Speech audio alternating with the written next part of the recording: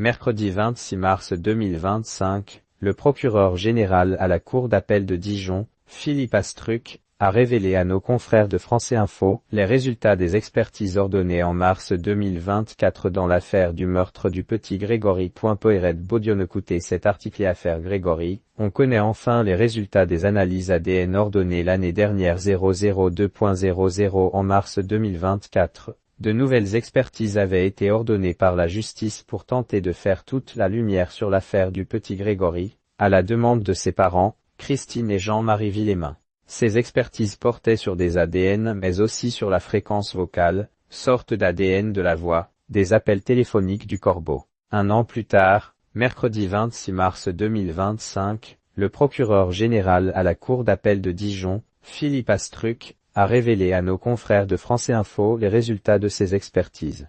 Je vous informe que les éléments techniques et scientifiques et les procès-verbaux réalisés n'ont pas apporté d'éléments significatifs dans la manifestation de la vérité, a-t-il ainsi déclaré dans un premier temps avant d'assurer que les investigations n'étaient pas terminées pour autant. En effet, le procureur a précisé que l'autorité du président de la Chambre de l'instruction de Dijon allait poursuivre d'enquêter.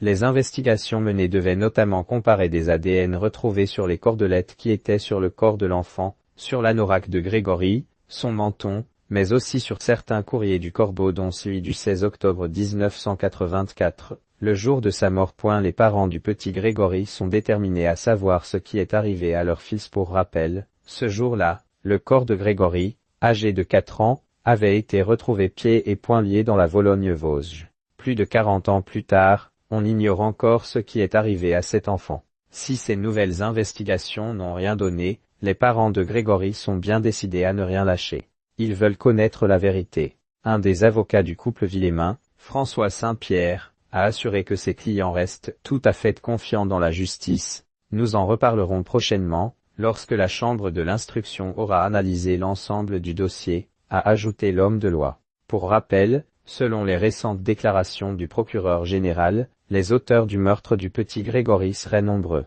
On est tous à peu près conscients qu'il n'y a pas un auteur unique. La matérialité des faits, le jour des faits, laisse à penser qu'il y a une pluralité d'auteurs, avait-il ainsi déclaré sur RTL, en mars 2024.